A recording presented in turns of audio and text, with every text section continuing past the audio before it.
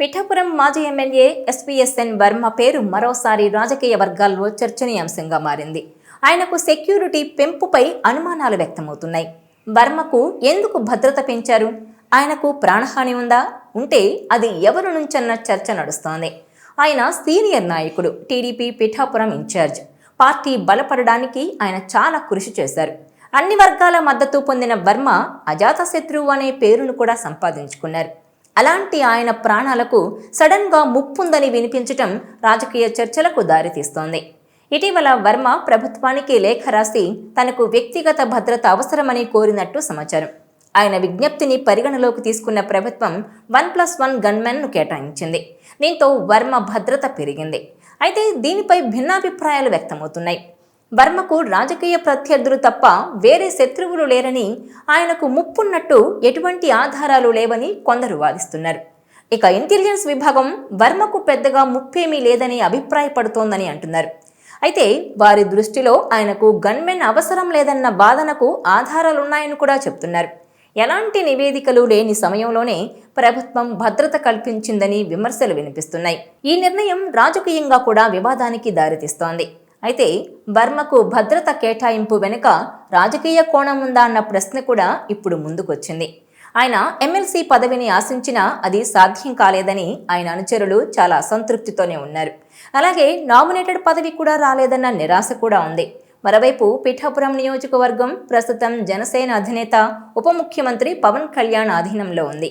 అయినప్పటికీ టీడీపీ శక్తిని నిలబెట్టేందుకు వర్మ ఆధ్వర్యంలో ఆ పార్టీ కార్యకర్తలు కృషి చేస్తున్నారు. అయితే అప్పుడప్పుడు అక్కడ టీడీపీ జనసేన శ్రేణుల మధ్య విభేదాలు బయటకొచ్చినా అవి వ్యక్తిగత శత్రుత్వంగా మారలేదని చాలామంది స్పష్టం చేస్తున్నారు. ఇలాంటి పరిస్థితుల్లో వర్మకు భద్రత పెంపు పెద్ద ఎత్తున చర్చనీయాంశంగా మారింది. ఒకవైపు ఆయన విజ్ఞప్తిని ప్రభుత్వం గౌరవించిందని అంటుంటే, మరోవైపు ఇంటెలిజెన్స్ నివేదికలను పక్కన పెట్టి భద్రత కల్పించారా అన్న ప్రశ్నలు వస్తున్నాయి. రాజకీయంగా ఆయన స్థాయికి ఇది కొత్త రకమైన గుర్తింపుగా మారుతుందా అన్న దానిపై కూడా చర్చ మొదలైంది. దీంతో వర్మ మరోసారి తెర మీదకొచ్చారు. గతంలో నియోజకవర్గం పరిధిలో ఇసుక అక్రమ తవ్వకాలపై తీవ్ర ఆగ్రహాన్ని వ్యక్తం చేశారాయన. ఇక్కడ చోటు చేసుకుంటోన్న పరిణామాలు కూటమి ప్రభుత్వానికి చెడ్డ పేరును తెస్తున్నాయంటూ అసహనం వ్యక్తం చేశారు. ఈ పరిస్థితుల్లో ఆయనకు కూటమి ప్రభుత్వం కీలక పదవి ఇవ్వబోతోందనే ప్రచారం జోరుగా సాగుతోంది. ఆయనకు 2 గన్మెన్లను కేటాయించడానికి ఇదే కారణమని చెబుతున్నారు. ఇక ఇసుక అక్రమ తవ్వకాల వ్యవహారాన్ని తెర మీదకు తీసుకొచ్చిన తర్వాత తనకు గన్మెన్లను కేటాయించాలని వర్మ గతంలో ప్రభుత్వానికి లేఖ రాశారని, దీనికి సానుకూల స్పందన లభించిందని అంటున్నారు. ఈ క్రమంలోనే ఆయనకు వ్యక్తిగత భద్రత కోసం 2 గన్మెన్లను కేటాయించిందనే ప్రచారం జిల్లా రాజకీయాల్లో ముమ్మరంగా నడుస్తోంది.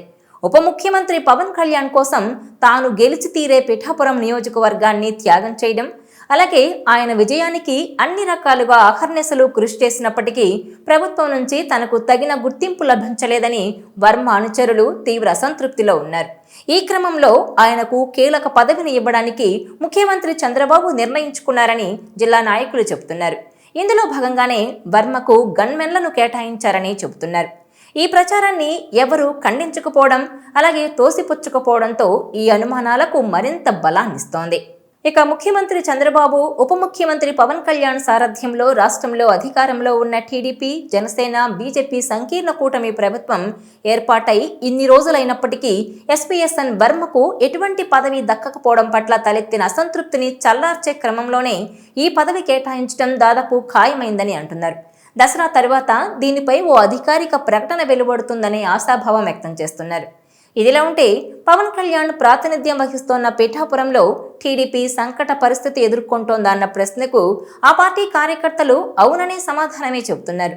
ఇక్కడ జరుగుతున్న ఏ అధికారిక కార్యక్రమాలకు తెలుగు తమ్ముళ్లకు ఏ కబురు ఉండడం లేదని వారు ఆవేదన వ్యక్తం చేస్తున్నారు. పిఠాపురంలో ఆది నుంచి టీడీపీ వర్సెస్ జనసేనగానే పరిస్థితి ఉంది. తొలినాళ్లలో వర్మకు సీటు విషయంలో అలజడి రేగిన తర్వాత చంద్రబాబు హామీతో ఆయన వెనక్కు తగ్గి పవన్ కు మద్దతుగా నిలిచారు. అయితే ఆ తర్వాత జరిగిన పరిణామాలతో వర్మ పవన్ వెంటే నడుస్తున్న పలు సందర్భాల్లో జనసేన వర్సెస్ టీడీపీగా మారింది. ఇరు వర్గాల మధ్య విభేదాలతో పిఠాపురం ఎప్పుడూ వార్తల్లో ఉంటూనే ఉంటోంది.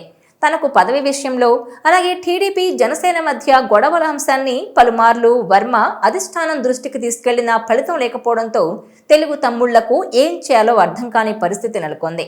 దీంతో అధిష్టానం ఆ అసంతృప్తిని చల్లార్చేందుకు వర్మకు కీలక పదవి ఇచ్చే యోచనలో ఉందని, అలాగే ఆయన విజ్ఞప్తి మేరకు భద్రత పెంచారని తెలుస్తోంది.